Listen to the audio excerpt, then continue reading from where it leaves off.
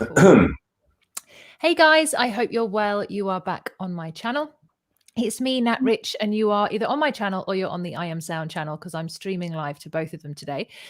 Today has been a long time coming, actually, because I've been dying to have these two on. And it's Tim Wheater and Cherub, who most of you might know from sound healing. That's probably how you know them collectively. But I kind of bumped into these two guys into my field about a year and a half ago. I'd been hearing you guys. I think you'd done Steph Timanti. You'd done the sound workshop with Steph, and they were saying how amazing it was. And I was thinking, oh, I'd love to do that at some point, but it never quite like picked up at that time. And then obviously Abby as well, our friend who's going to be watching at some point, and Abby was like, oh my god, yeah, they're amazing, do this. And then I finally got you in to have a chat when we first met. And it all matched up. Everything I'd heard about you guys had kind of matched up with when I met you both. You got the same energy as what everybody explained. I loved it. And I just love your energy together. I think it's fantastic. So welcome to the show. Thank you very much for joining me. And I'll let you guys kind of introduce yourselves. So I'll start with you, Tim. All I know, I'm just going to say, is Tim Wheater, you are one of the godfathers of the sound healing movement. And you have done some extraordinary things, many of which I don't know, and I can't wait to get to know more. But just give us a little bit of background on yourself, if you can. Gosh, I originally trained as a classical musician. I worked in the pop field, and then I became, through various circumstances and situations, very interested in the ambient stroke healing music field.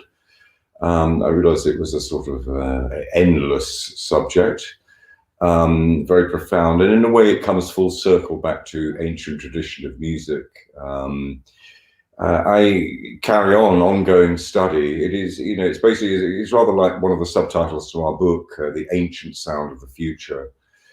So fascinating that it's actually coming very much into fruition and maturity in this day and age when, my gosh, does the world not need it more and more? World in turmoil, people's minds in turmoil. And I might actually add, this is obviously coming from a bit of an old fogey, music is a reflection of society. Now, when I was brought up, obviously there was a limited amount of music that you would actually hear and encounter. But nowadays, my God, the plethora in its own way sort of reflects the complexity of society that we have. And obviously that does lead to all manner of challenges. So I'm sure we'll go further into that. And as you can imagine, I do have things to say on that topic.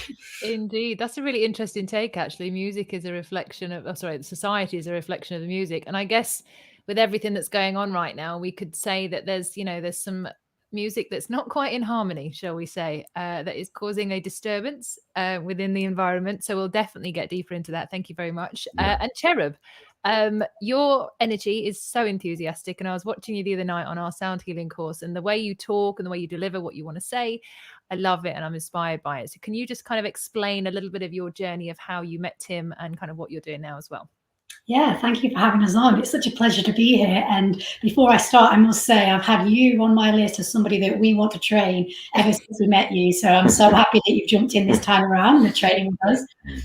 I met him 10 years ago this year, a decade. And before that, I was just footloose and fancy free, traveling around the world, fun, festivals, fancy dress, color chaos, all of it, just living life to the full without any real direction or purpose, but still just life was my purpose, and learned so much and traveled the world and spent lots of time in different cultures where sound is such a huge part of everybody else's existence. And when I came back to the West in 2010, just became very aware how differently we interact with sound in the West. So at that point, really wanted to learn more about the field of sound healing and how I could use it for my own evolutionary benefit, and then to help cure, heal, and transmute and transform my own life. When I first got into sound healing, it was purely curiosity. And I remember saying on the course that I did with you, I've got no intention of ever doing this as a business. I just wanted to learn. For me, genuinely, I remember saying it. Yeah. I just want to do it because it sounds great. And I understand that the basics of sound healing is understanding the whole key fundamentals of life. So absolutely energetically lassoed Tim into my life, forced him to train me, even though he probably didn't want to, it wasn't on his agenda.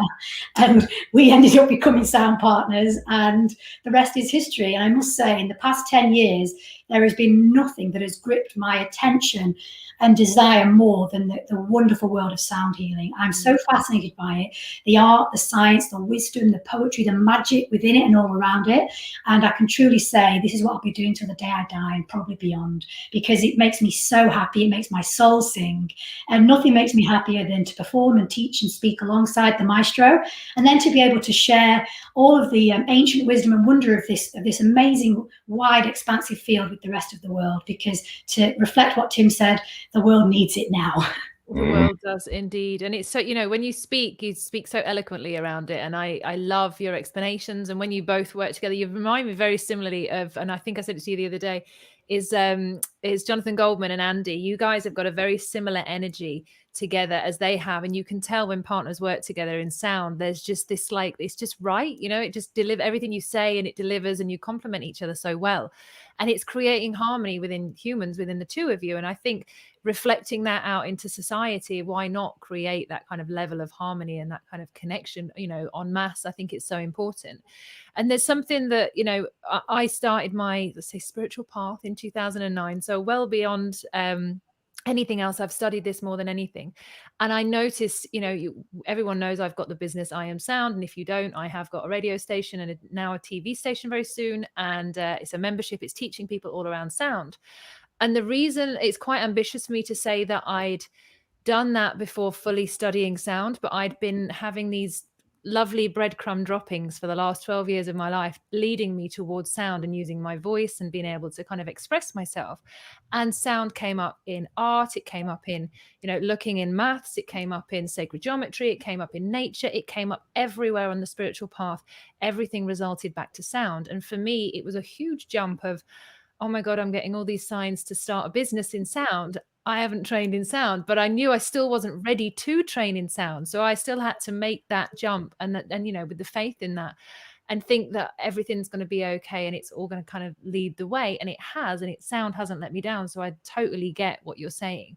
There's a lot of books out there at the moment around sound healing, some of which I've read and I'm mind blown. But I think the practical teachings, the kind of at home stuff that you can do is really important. People might think, oh, I'm not a musician. You know, I thinking I'm not a musician.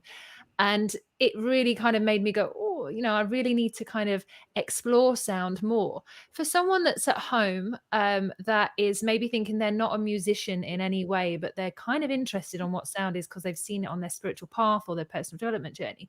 Can you kind of tell us a way that you think the best way for somebody to explore sound, in kind of what context they can do that if they're not the musician at heart or they don't believe that they are? Tim, I'll put that question to. On a practical level, I'm not sure I can give you an answer. Certainly, in terms of a good read, and I have read many of the books actually, the one that always stands out for me is The Secret Power of Music by David Tame, which I read. It was probably the very first book I ever read. Me too. And virtually, well, I was going to say the only one I can actually remember. And I said, I have got a huge library of music books. It's very articulate writer. But basically, you know, he traces somewhat to the way my mind works. He's looking at the sort of historical, cultural perspective of sound. You know, it's quite important that we kind of move on just obviously from how we're actually applying it at the moment in a practical term. Our firm belief is that if you have a certain understanding historically and culturally, it will lend obviously a gravitas to your own ability to deliver. I'm probably saying that because I come from a classical background, but as we often cite actually to people, freedom within the discipline. You know, it's about kind of learning this extraordinarily broad, wide, deep subject, which goes back thousands of years. It covers so many things. And again, you know, often what we talk about is the way within history, the arts have heralded changes within civilization.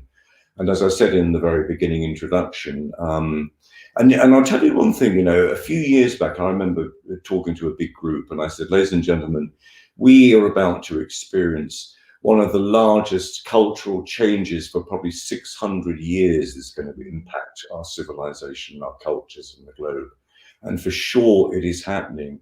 We obviously have the pandemic scenario going on, but more than anything, we can watch a lot of social unrest. But beyond that, well, there was one actually thing I'll add to that is the rise of AI. And as I commented the other night, I'm witnessing now AI being able to recreate music. And indeed, we are marginal victims of that, because we did actually deliver a lot of music to a certain territory where we know they then probably used it within an advanced technological capacity. Now, that's all very well and good, but ultimately, music actually, and this is very important, it is a human soul, heart expression. It is something which is almost like the poetry and vibration of the being that should utter forth. And that is what it is about, really. It's not about something synthetic, although we are used and conditioned to that.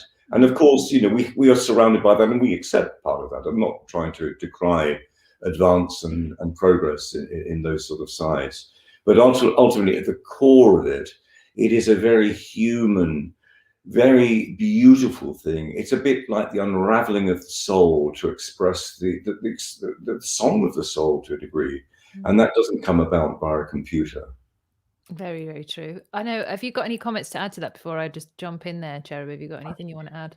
Well, just going back to what your original point was about being a musician, I consider myself an industry leader within the field, but I would not consider myself a musician. And I think that there's a lot of kind of mystery around being a sound healer or being a musician. And actually, what we like to do together is to demystify this belief that it's so intangible and so out of reach. We like to show people that it's actually very accessible, because we are all born sound healers. We have this God-given gift to sing and express ourselves via mantra, via humming, chanting, singing, toning.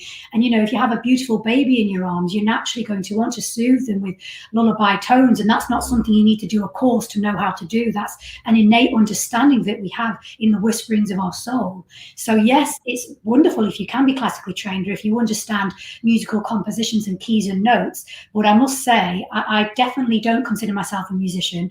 I'm learning the piano. I'm aiming to understand chords and keys, but ultimately we want to really create this expansive understanding that sound healing is and can be accessible to all. And if you don't have $3,000 to buy a big gong, one that I've got over there that I stole off him anyway, what you do have is your beautiful voice, which there's nothing in the world, no instrument on this earth that can heal you better and more profoundly and accurately than your own voice. So for those people at home that just don't know where to start and are struggling because we've been conditioned to believe that if you're not a singer, if you're not a musician who understands notes, then you can't be a sound healer or you can't express yourself in sonic resonance, then let's move on and evolve from that old paradigm. The whole world is changing now, and it's time for us to step into our divine sovereignty as healers and singers, and sing the song that we came to this earth to sing. It's a beautiful thing to free your mind, body and soul up that way, and the best way to do it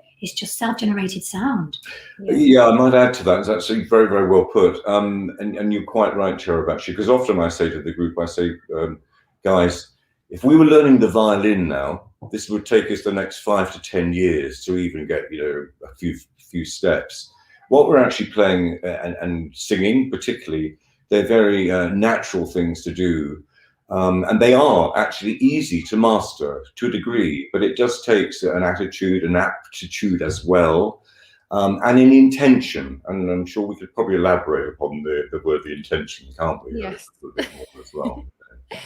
So for me, learning that kind of, you know, sound is a modality for healing was something that if I'd have learned it on the beginning of my spiritual path, if I'd have picked up the sound energy and you know, the vibration at the very beginning of my journey, and it hadn't been made out to be so sciencey, I guess, I think I might have had a much shorter kind of wake up and a quicker understanding of things.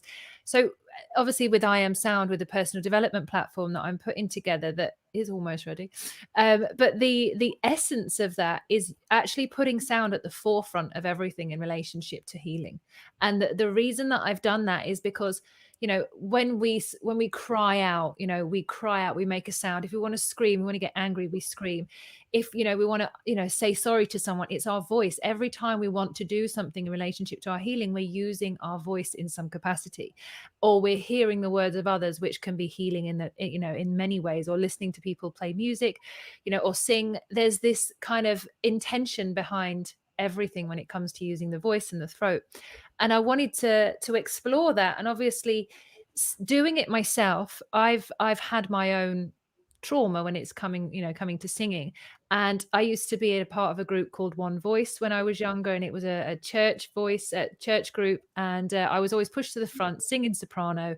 This is you, off you go. And I had so much confidence, and then I got bullied because my voice was so high. And it didn't sound like Kylie Minogue at the time. It was, you know, it was really, really high, and it didn't fit all the pop songs that I was trying to sing on the way home. And I got bullied for my voice.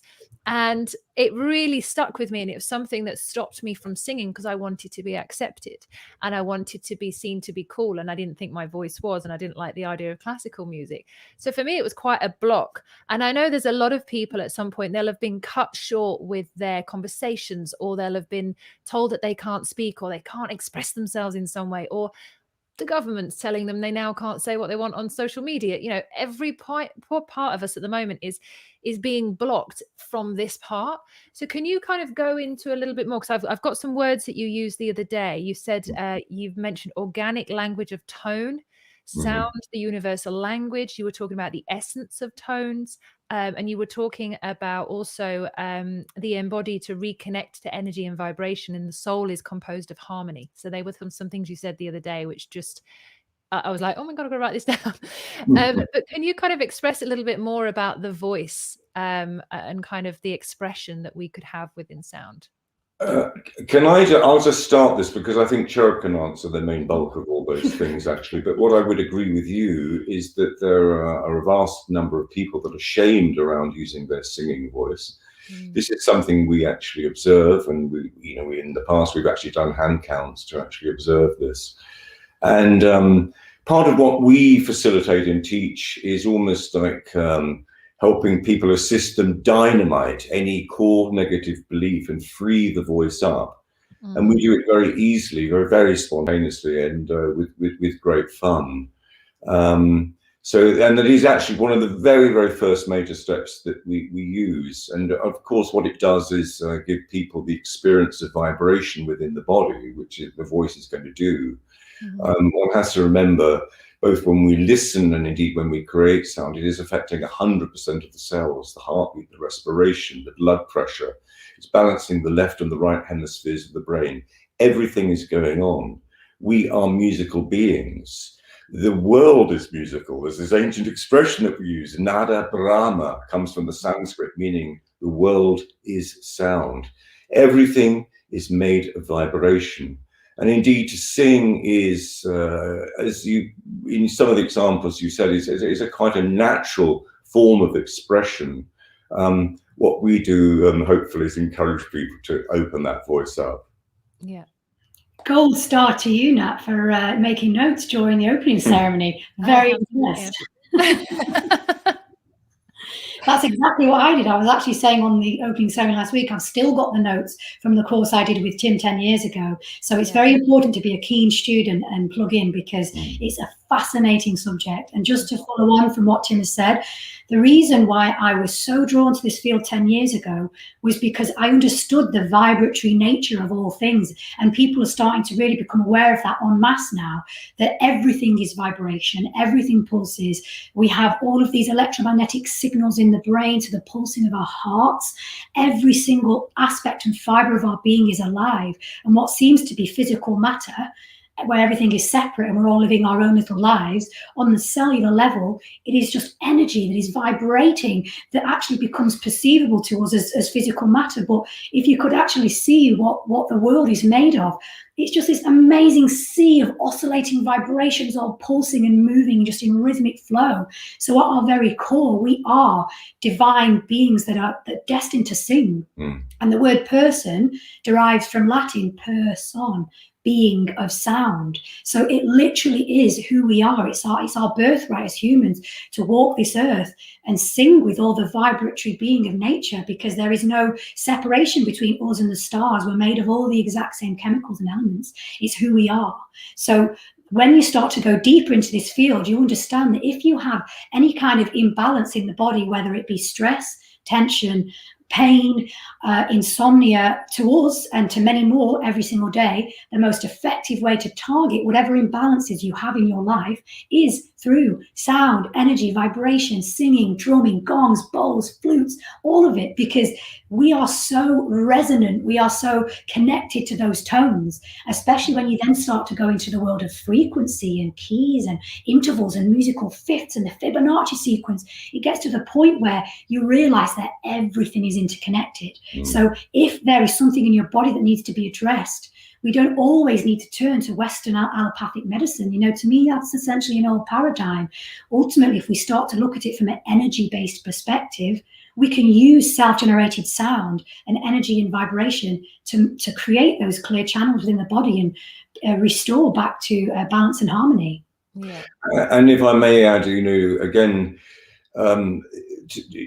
to premise the end of what I'm going to say is, in our modern complex society, not everybody, but to a great degree, many of us have forgotten these things.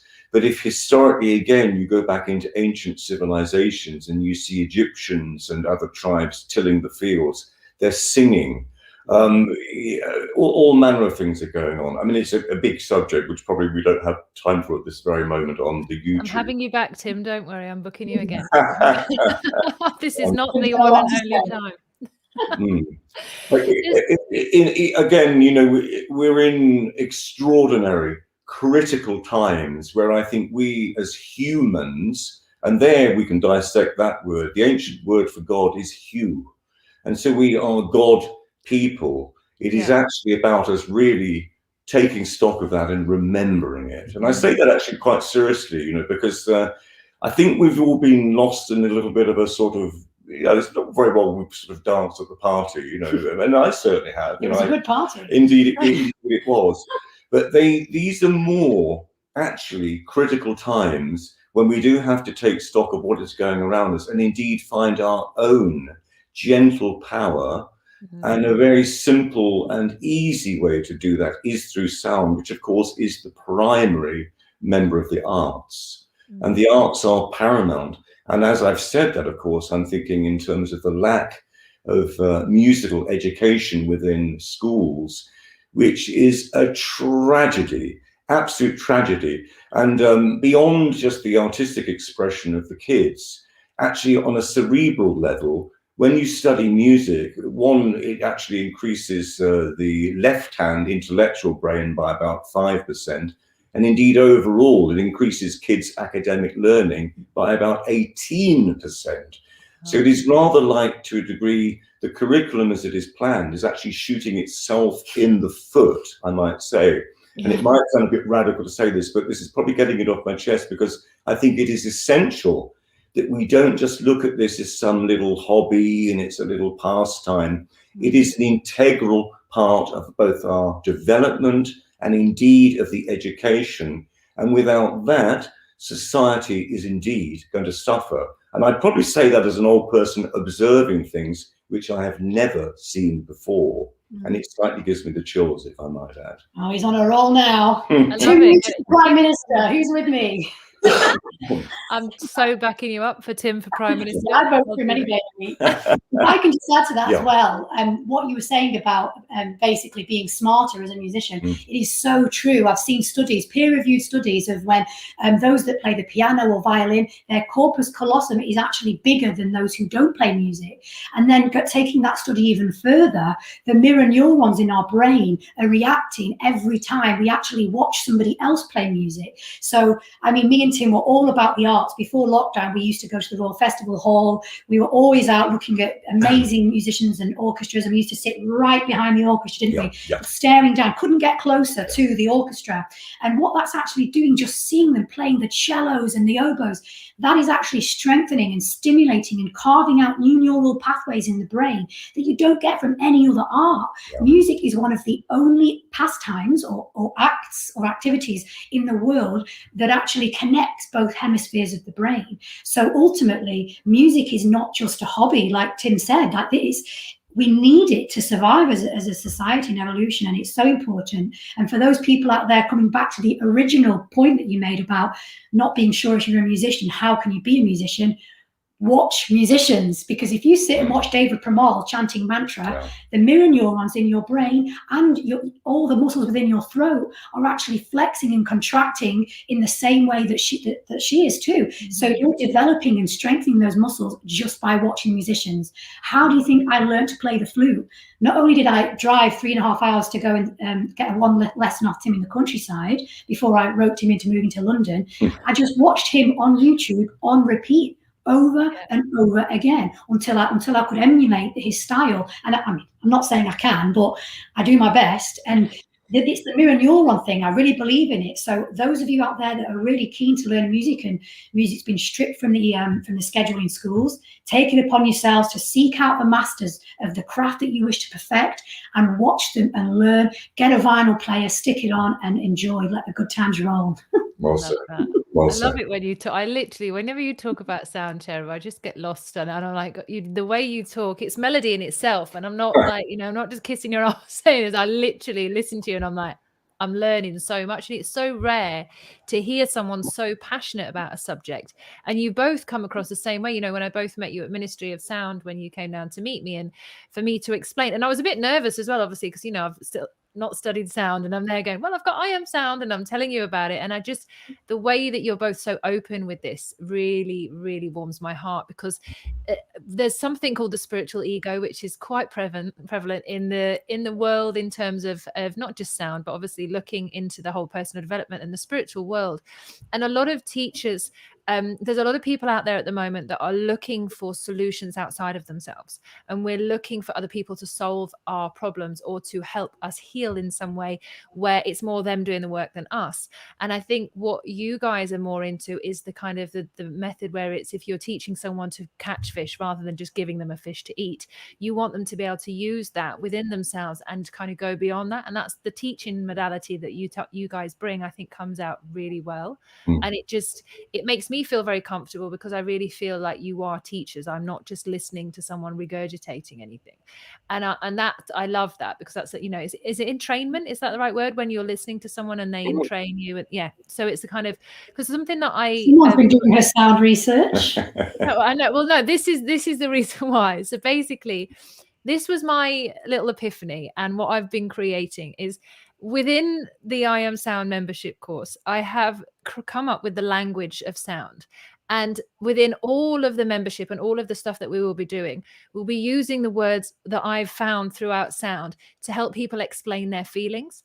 And that's one of the things that I've watched a lot, is people, it's not that they don't have feelings or they just don't know how to, to say anything. They were never taught how to communicate how they feel, or to even listen and hear for that themselves.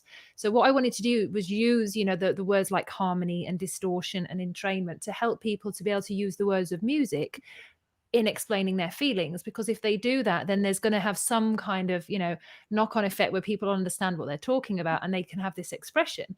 So words like that I've been using more and more as I've been going along. So I have been a bit of a geek. I'm not trying to be the best student here. I'm just saying I've been looking at this and really trying to help people, because especially for men, a lot of men don't know how to say how they feel. But if you related it to music, some composers or producers that are, DJs, they have, me coming from the dance music space, a lot of DJs can't communicate. But if you allow them to speak about their feelings in the same way that they're actually building and producing and putting a track together, you've got communication. And that's what I think the world's missing right now, is the way that we communicate has been lost. We're communicating like digitally with our phones, and it's using music as a modality, not just for healing internally, but also for our communication. I think is where you guys are going to open up my mind even more. It's going to pop even more, so I can do as many of those things as I can. But the idea is, you guys have a very kind of set way where you're going on teaching people to kind of tune into themselves and use themselves as the kind of instrument, but then you're also bringing in, you know, the sacred part and the ancient part. So can you go a little bit more, maybe Tim, I think on this one, maybe a little bit more into like Why? Tim's ancient. I know where no, not that, because he's been in it longer. He's been in it longer. I'm not calling you a musical dinosaur here. I'm literally just saying you've been in it far longer than I and Cherub have put together. So I just want you to kind of, if you can, like the more kind of original part of sound, where you brought it into the Western, you know, with your kind of colleagues and with people that you've worked with, just a bit of the history of it, because I know it's a really unique perspective that you've got, and I'd love to hear more about that. Are we really referring to kind of the ambient music field that we now are aware of, etc.? Yeah, which is you being the godfather of ambient music. Okay, to a degree. I was actually considering this. We were talking about it the other day, and I often said that it's probably Stephen Halpern, it's Jonathan Goldman. There's a wonderful woman who's just passed away called Constance Denby, and I'm, excuse me, probably about fourth in the dynasty from about over 40 years ago, certainly very, very early 80s. So that was the evolutionary moment of time. Don't know why there was this collective. It's almost, you know, that sort of monkey thing that goes on. You know, one monkey thinks of it, and suddenly 500 others. Yeah, 100th monkey syndrome, isn't it? I think that sort of telepathic kind of thing. A monkey thing. Yeah, but maybe it's you know, maybe it is born of the time when it is needed as such. Because in fairness, you know, we had a more benevolent world. I mean, as I often say, almost to the point of boredom. You know, I was brought up in the 60s, and of course, I was brought up as a child, as a kid, with the Beatles, and the Beatles still, for me, are the zenith, the absolute stellar North Star beyond Mars, you know, as far as music is, and I only say that because what they integrate is both beautiful melody, orchestral arrangement, lyrics, which ultimately speak to the heart. And indeed, as a kid, I witnessed that phenomenon called the Beatles literally changing the world. Wow. And I've never seen that again. And I don't say that lightly. Literally, the world changed. Until that day, men were in suits, wearing ties, short hair. Remember when I first saw their hair, we were like, wow. Then you heard the regional Liverpudlian accent. Wow. You know, so many things went on. So I'm aware of that. But of course, what followed that was this phenomenon of the 60s, which was the most gorgeous utopian period of music, which is still, for many, it speaks. And I say this with not exactly authority, but with some experience, because then obviously we go into the evolution of the 70s. And there was a point when I was just breaking out, when I'd started, or rather finished Leicester Music College, and I'm starting my career in different places. And there was a point actually where I was employed as an actor-stroke musician by a theatre company, a fringe theatre company. I don't know if they exist any longer. But we were employed to tour the Netherlands, Holland, as support to the Sex Pistols 2 or 3 days after their most notorious interview with Bill Grundy, which made all the front headlines. And so I had the experience of actually every night firsthand hearing the Pistols, the Vibrators, Johnny Thunders, all manner of people like that. And then subsequently, you know, coming through the time, I mean, I've obviously worked with Donovan and all manner of Bronski Beat, Grateful Dead, Eurythmics. So I have a wide spectrum of experience in it, and you know, they're all marvelous in their way. But to come, you know, so we're sort of chasing through historically the timelines. So maybe we got to the point of the 80s where, you know, we were on that sort of fringe of computers being invented. Because you've got to bear in mind, you know, I'm brought up as a child without a telephone in the house, so you've got to walk 3 streets away to go to a red telephone box, put 4 old pennies in. When you get through, you press button A, and if you don't, you press button B and get your money back. That's me. No mobiles, no computers, no the YouTube, no the Facebook. End of. It's not the Facebook, it's Facebook. Yeah, no, it's, it's a certain age line where they call it the Facebook. No, don't worry. I must confess, that's me being a bit tongue-in-cheek saying it. He calls Instagram instant telegram. Well, I have a nightmare with him. Now, it's not to deny these forms of communication are amazing, but you've got to bear in mind, much as they've brought us together, so have they alienated us. Yeah.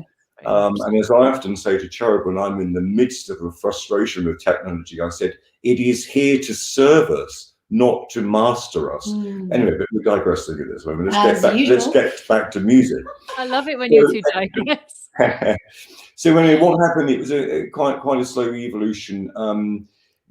One is to a degree inspired both by a classical idiom of music, and at that point there was obviously a resurgence of world music, which came about by particularly Peter Gabriel.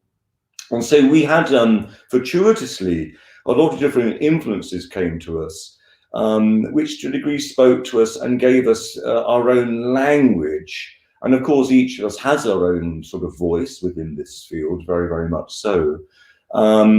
Mine was in particular, and oddly enough, it's coming much more of age now, where I was really, as a virtuoso flautist, interested to combine the acoustic properties of the flute and other acoustic instruments with electronica. And I loved that mixture.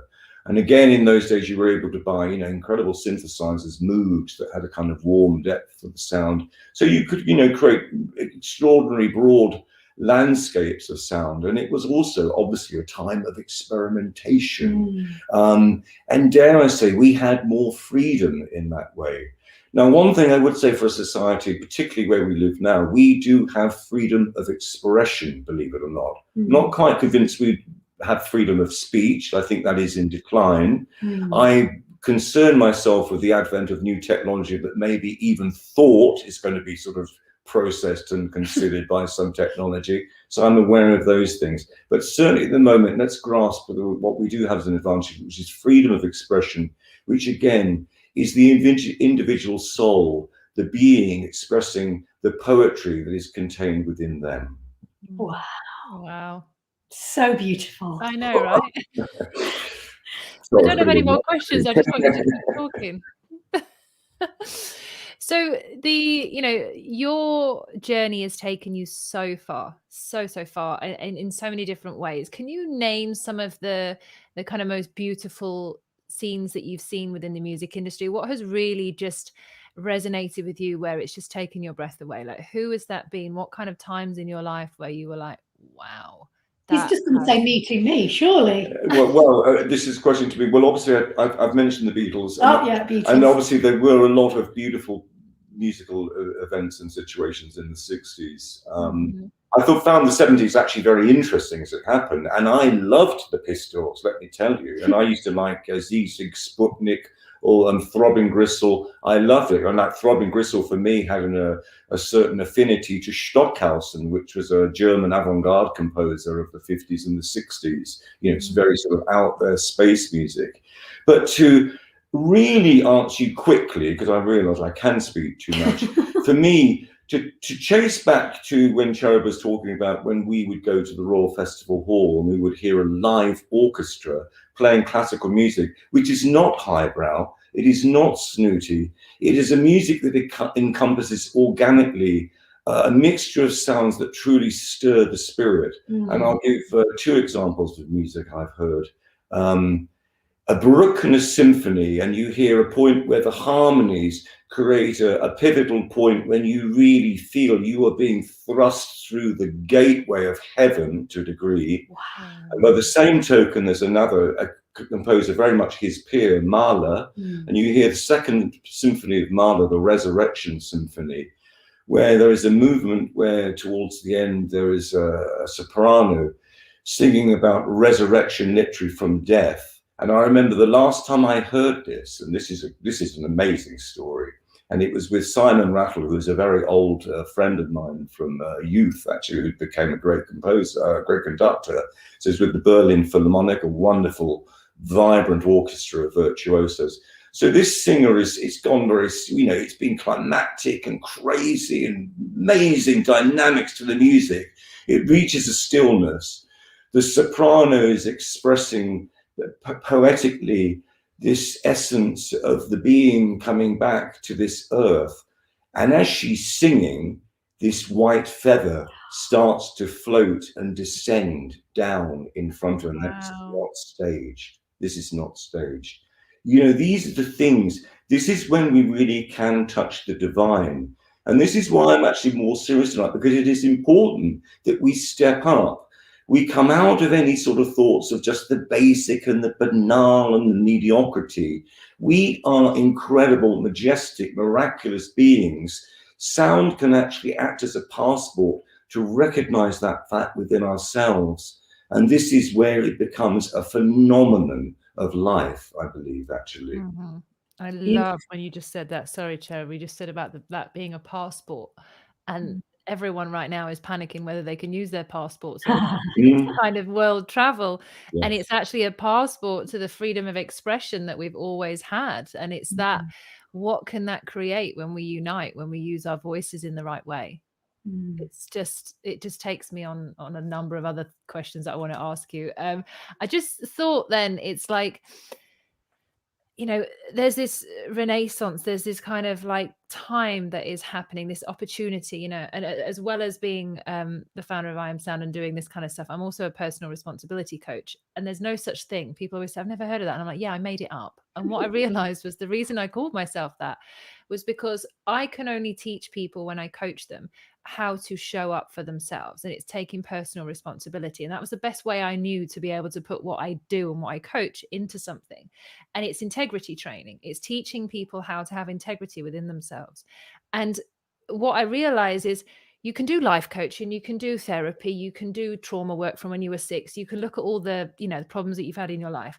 But until you're willing to take full responsibility for the WhatsApps, as well as the emails, as well as the finance, as well as the trauma and the yoga mat and everything else, it's a full 360. And until you're willing to take all of that into consideration and create the harmony in your life, it's going to be compartmentalized. You're not going to be this full whole being. And it really, for me, I feel like a lot of us get lost at the moment in the spiritual world and the love and the light and the stuff that we want so badly for, you know, Mother Nature and beyond. But we miss that we haven't yet integrated our current environment that we have, that is the screwed up one that we live in. We haven't managed to get our way out of our to-do lists somehow, but we're still trying to change the world with our chakras, which is super sweet. And it's a nice idea, but there's so much more embodiment. And I feel like with learning about sound, the appreciation for life and our existence is going to come back way more than what we have now. I just feel that there's, like you just said, the way you were talking, that you appreciated the music, you appreciated the performance and the orchestra, and you felt your body was, you know, with that orchestra, and you realized that that's what we're missing. We don't get that. I mean, I love a DJ, but we don't get that when we go to a club in the same way. I feel like it needs to come back. Well, it's a different language. You've got to bear that in mind. You know, I mean, electronic music. You know, there's a sort of a quality to it, which sure just gets us moving and is exciting and stimulating.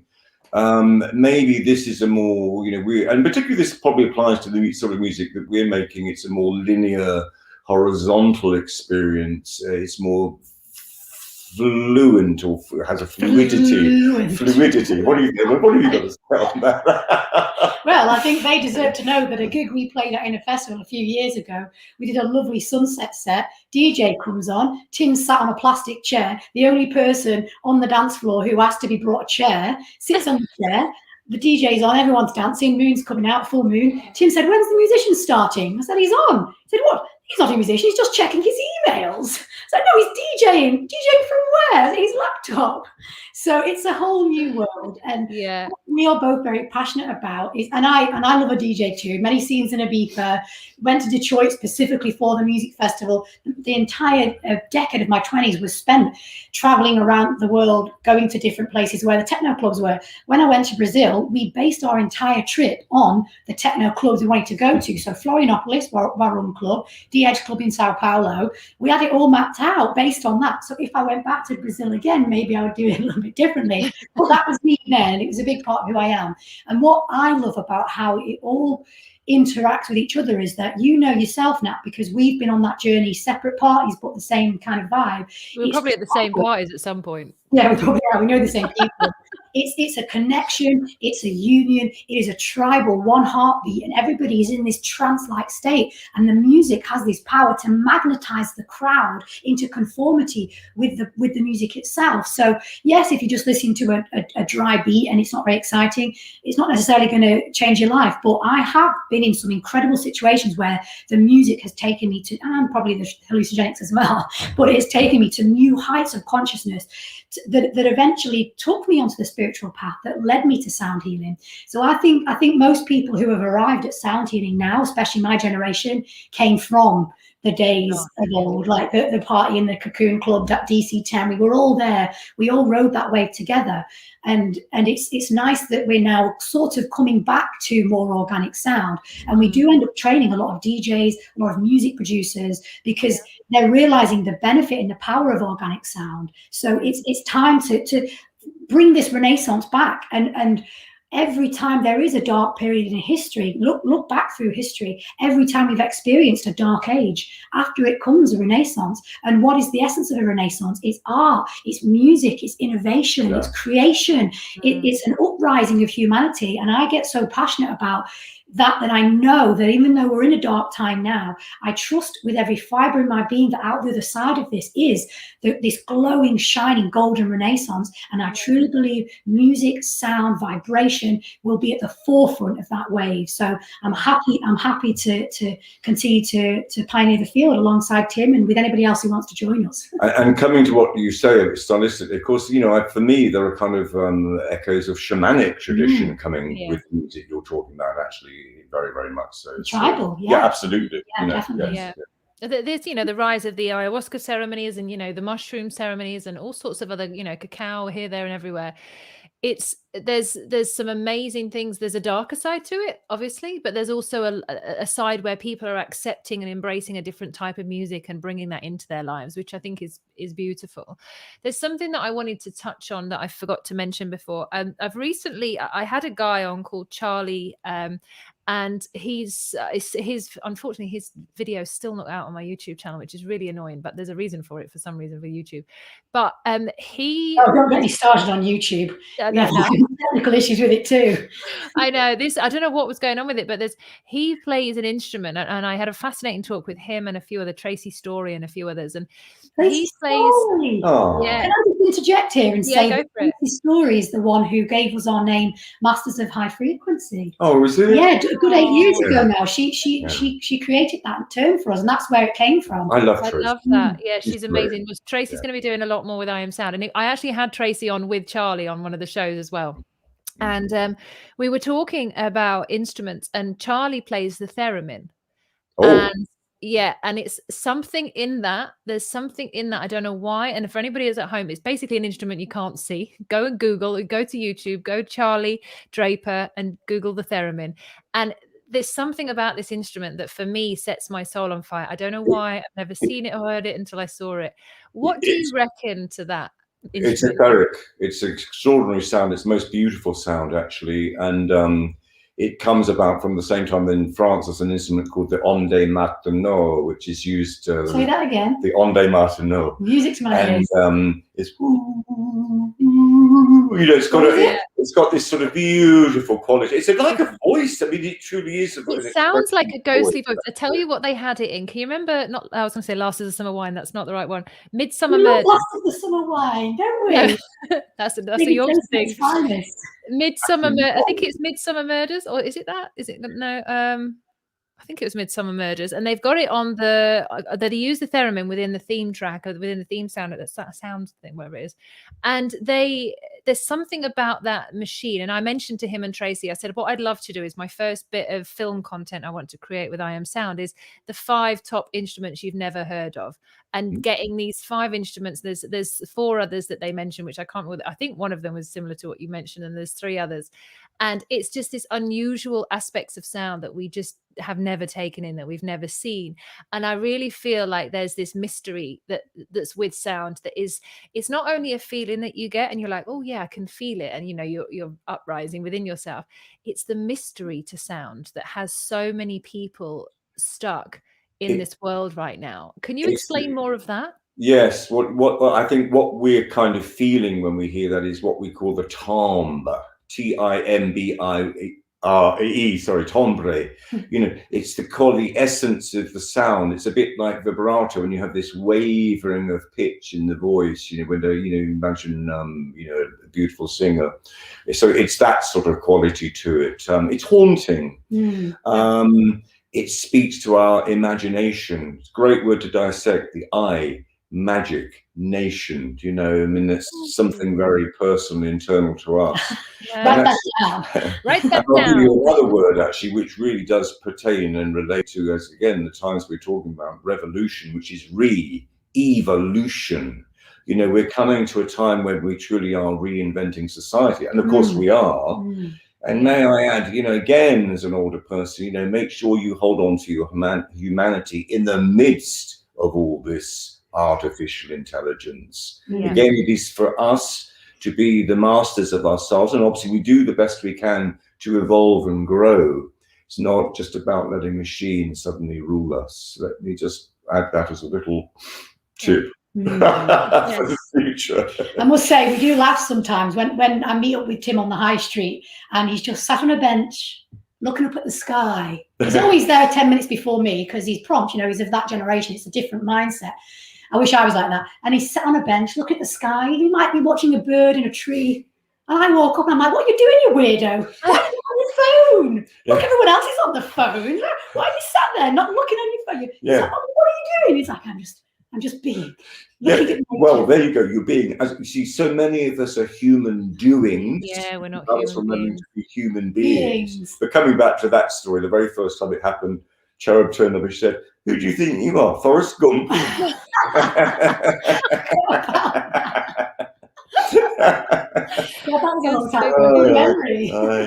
You're so cute. Do you know, there's going to be so much more. I mean, I've got so many things I want to talk to you guys about, and I'm only going to learn more from you. So that list is going to get so much longer. But there's this essence of childlike wonder when you guys talk and when you teach. And I got the very same vibe from Jonathan Goldman and Andy, and you know, and really you make it fun. And if I wish school was fun, you know, I was at school because I was, you know, basically had to be there, and I was more interested in the boys than the lessons. Everything else was out the window, and I had no interest for anything. But I think as I've got older, I've defined my character and myself, and there's things that I find interesting. But you guys really kind of bring it back in a way that makes it fun. And I think that's what we're missing right now. And I kind of want to just express, I think I know a lot of people, I'm going to speak for a lot of people when I say this, it's that you make me want to learn sound. Even though sound's calling and I've got this inner thing, you actually make me want to go, this is going to be my main subject for the next 6 months. You know, I want to totally focus. I want to commit. And there's not many things in life we want to commit to these days. There's not much discipline in there, you know, and discipline's hard. But for me, the way I describe discipline is it's acts of self-love on a continuous basis. And as I said at the very beginning, that's nice. Well put. And now if I may add, freedom within the discipline. It's where you find from that, you find freedom. And just to, you know, give us a plug, you know, beyond the teaching which we adore, and of course it's always natural progressive steps for us to learn with the students at the same time. We finally, I'm very pleased to say, are finishing our massive tome of a book that's been going on all the time we've met each other. And it is truly going to be the encyclopedia of sound healing, truly how to heal the individual and the planet. And what are you calling the book, Cherub? The Encyclopedia of Sound. No, but beyond. What's our title? The Ancient Sound of the Future. Yeah, either that or... the Art of Sonic Medicine. There we go, the Art of Sonic Medicine. So many. It's got to the point with this book that we're just going to have to now start taking stuff out. Well, yes, it's an edit job. Between us, like I said on the call the other day, we've got a combined experience of sound of 52 years. Wow. So that's a lot, and it truly is a wonderful thing to be able to finally create the time to write the book. And bear in mind, we've had this on our agenda since as long as we've met. Interesting to know, Julia Cameron actually helped write, helped him write. Artist's Way. Is it The Artist's Way? Yeah, exactly. Yes. She helped him get his book down. God, 20, 30 years ago. 20 years ago. It's been sat in a dusty old loft in his storage until we met. I came across it. It's like, Tim, this is gold. We've got to finish this. And then life swept us up. We toured China. We did Europe tours. We did big gigs in churches and mosques for hundreds of people and tour. And it got to the point where it started to take a back seat. But when lockdown came in, because there's just a bit of a breathing space now, we're not doing gig, pack the car, unpack the car, roll the yoga mats out, unroll the mats.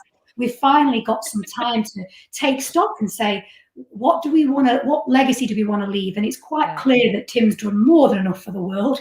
Happy to retire, but yet, I've got the old cane around his neck, and I'm keeping it in the public eye. Yeah. So the book is definitely the next thing for us, and I think the world is ready for it now. Yeah, I really think it is, actually. And as you can hear, we've got a voice, we've got expression, we've got things to say. We've got lots to say. And yes, indeed, we are in interesting times. We are. So let us draw strength within ourselves, obviously, then likewise. And one thing we're going to add, actually, which we always stress to students, the very first thing to start with, start to love yourself. And that gives you then ability to mirror that love out to your peer group, your tribe, to society. And this is, I believe, how we will create, rather like when you drop a pebble into a pond and you create these ripples. You see, we have a great firm belief that music, sound can truly change the world. First, it will change the individual, and that's what's needed. That's the bit. It's like this global thing that we all have right now. We want the world to change, and it's like, just take the fifth direction. North, south, east, west, go inwards. Take the fifth direction and start there, because that's the only way that the acceptance that sound could actually heal is the first part. Because you're, can it? Okay, what do I need to know? Otherwise it's like, I don't quite get it. But no, I love what you're doing. I can't wait to have you back. There's so much more which we need to speak about, which I want to include you with everything. I want to have you everywhere, all over the membership for I Am Sound. So be prepared for that, Tim. But not, obviously, your book comes first. But I just want to say thank you so much for anybody that's listening to this. I really appreciate you listening to it. If you're doing it live, if you're listening to it afterwards, feel free to reach out. Their details are going to be in the description, or they already are in the description below this video. Guys, you want to say, I know we're about to go on to your 6-month sound healing training. If anybody's listening, do you have any space? Although you haven't fully started it, we've kind of done the first week. Do you have any space left? When's the next one? Where can people hear more about you? Just kind of plug yourselves, please.